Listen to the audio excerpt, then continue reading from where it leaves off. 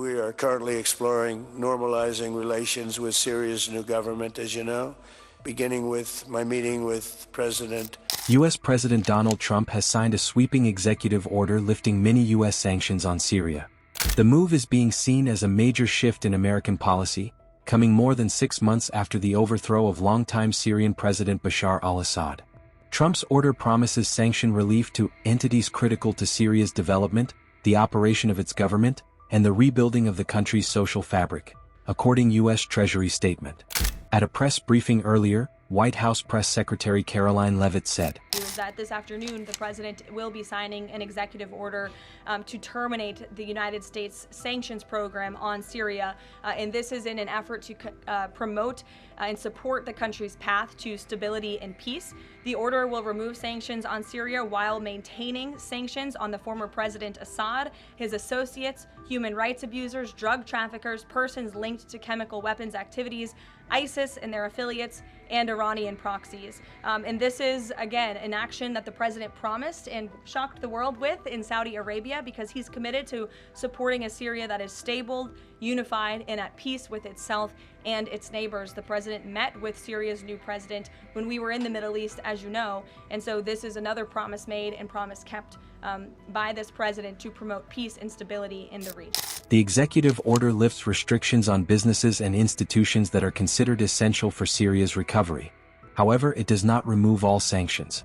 The U.S. will continue to impose penalties on former President Assad, his close allies, human rights violators, narcotics traffickers, chemical weapons operatives, ISIS and its affiliates, and Iranian-backed proxy groups. The move marks a formal end to the national emergency declared by the U.S. in 2004.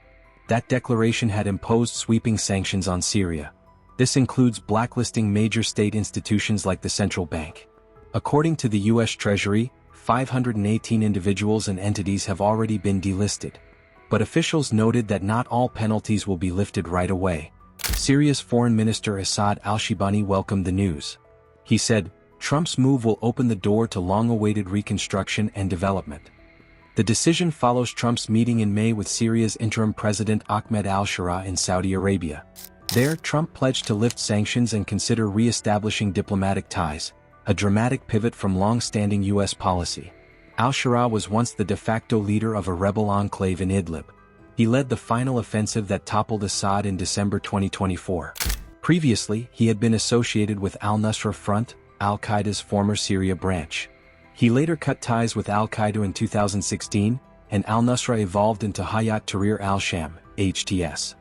Trump has now ordered Secretary of State Marco Rubio to review al-Sharaa's designation as a specially designated global terrorist. He also directed a reassessment of Hayat Tahrir al-Sham, HTS' label as a foreign terrorist organization. Despite the sweeping sanctions rollback, one major hurdle remains. Syria is still officially listed by the U.S. as a state sponsor of terrorism. That status is a powerful legal and financial barrier, deterring global investors. Officials say it's unlikely to be removed in the near future. Nonetheless, signs of change are emerging. AFP reported that Syria has just completed its first electronic banking transaction through the global financial system since the civil war began in 2011. This is a possible sign that the country's economic isolation may be ending. Trump's move may reshape the future of post-Assad Syria. But as the region watches closely, questions remain about how far the U.S. is willing to go in backing Syria's political transition.